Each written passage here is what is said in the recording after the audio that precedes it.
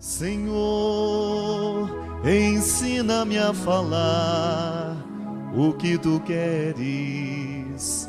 Senhor, e se eu desanimar, rege a minha vida.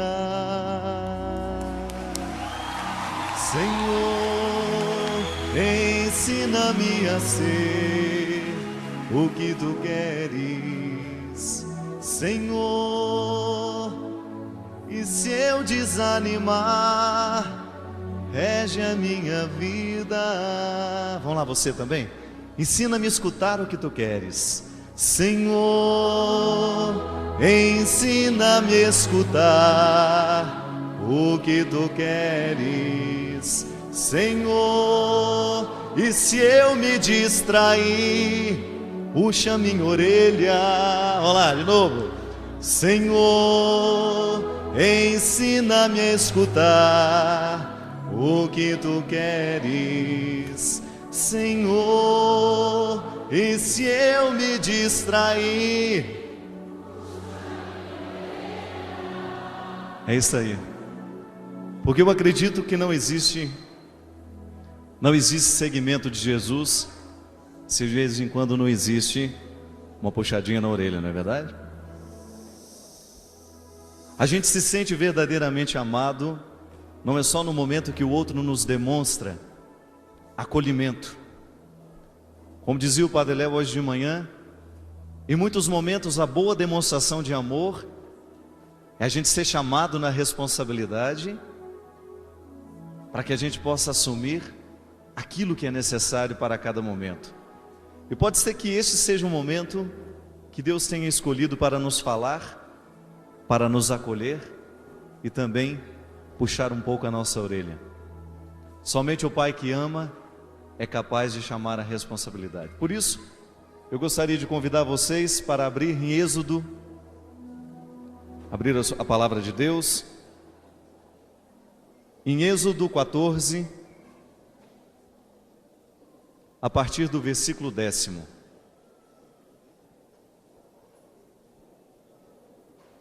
Êxodo 14, a partir do versículo 10º.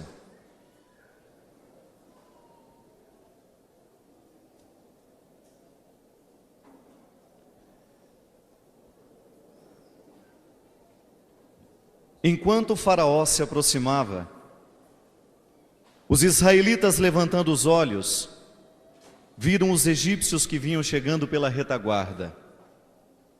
Aterrorizados, os israelitas clamaram ao Senhor e disseram a Moisés: foi por não haver sepulturas no Egito que nos trouxeste para morrermos no deserto? Que vantagem nos deste tirando-nos do Egito? Não te falávamos assim no Egito: deixa-nos em paz servir aos egípcios? Era melhor servir como escravos aos egípcios do que morrer no deserto. Moisés respondeu ao povo: não temais, permanecei firmes e vereis a vitória que o Senhor hoje vos dará. Pois os egípcios que hoje estáis vendo, nunca mais os tornareis a ver. O Senhor combaterá por vós, e vós ficai tranquilos. O Senhor disse a Moisés: por que clamas a mim por socorro?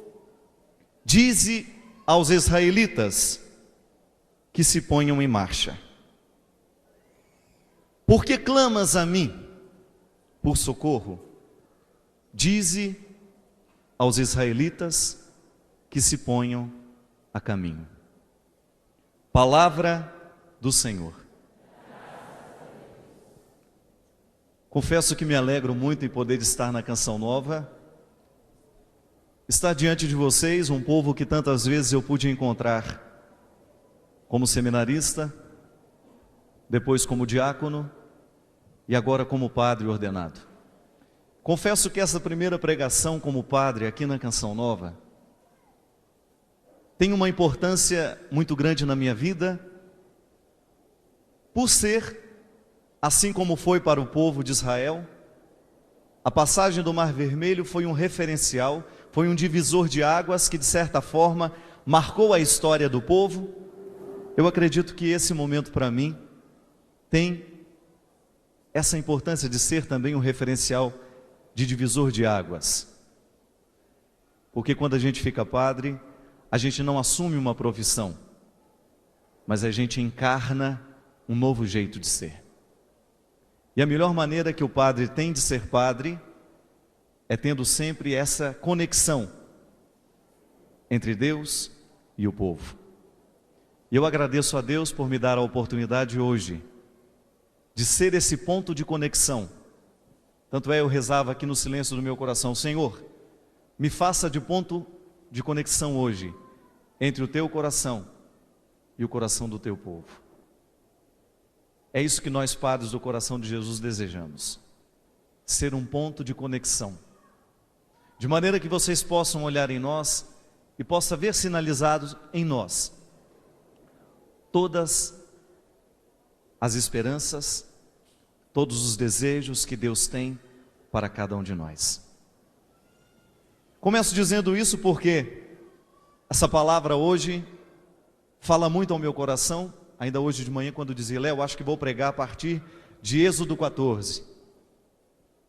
Primeiro porque eu gostaria de chamar a atenção de um seguinte ponto. A história do povo de Israel, o povo que Moisés estava ali ajudando a ser livre, ganhou a identidade de povo de Deus somente a partir do momento que fez a experiência de atravessar o Mar Vermelho. Esse é o primeiro aspecto. A identidade de um povo está em saber-se livre. A identidade do povo de Israel foi gerada, foi construída a partir do momento em que eles olharam para toda a sua história e conseguiram identificar a presença de Deus, que fez com que aquele mar pudesse se abrir, que fez com que aqueles corações pudessem ser mobilizados para o desejo de ser livre. Esse é o primeiro ponto. A identidade de um povo está na liberdade que conquista. Saber-se filho de Deus para o povo de Israel foi muito depois. Foi depois de ter olhado para a história e percebido: olha, aquele Deus que nos livrou da escravidão também é o nosso Criador. Aquele Deus que nos fez livre é o Deus que nos criou. Primeiro, a gente se sente libertado. Só depois a gente se sente filho. Bonito pensar assim, que a experiência do povo de Israel foi, antes de tudo, a experiência de libertação.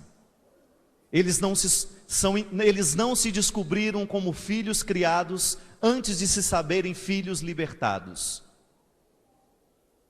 A experiência da criação foi posterior, foi muito depois do mar ter se aberto.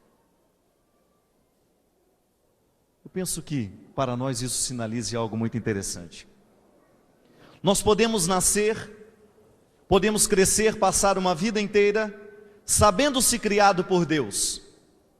Podemos passar uma vida inteira na experiência de saber: eu sou criatura de Deus, eu sou filho de Deus. E isso nem tocar a nossa vida, isso nem tocar a nossa experiência, porque o que mobiliza um coração, o que faz com que o coração se torne diferente, nem é tanto saber-se filho, mas é o saber-se libertado. Aí eu convido você a pegar novamente o texto para a gente entender como é que se dá a dinâmica da libertação em Deus. Como é que Deus faz um povo ser livre? Como é que Deus pode fazer um coração ser livre? Quais são os passos para que isso aconteça? A gente aqui está dentro de um contexto. Imagine você sair da segurança de uma escravidão, que nós não podemos negar que a escravidão para o povo do Egito significava alguma segurança, é ou não é? Eles tinham um lugar, como disse em outros lugares, tinham as cebolas que eles podiam comer, e a gente até usa essa expressão: estou com saudade das cebolas do Egito. A cebola, o alimento que tinha na escravidão. O contexto da escravidão era um contexto de segurança para eles. Ruim era, mas pelo menos aquilo eles tinham. A escravidão trazia uma certa segurança. E como não poderíamos deixar de dizer, trazia uma certa paz. A segurança trazia uma certa paz, a escravidão trazia uma certa paz. Tanto é que eles começam a reclamar com Moisés, porque eles começaram a perceber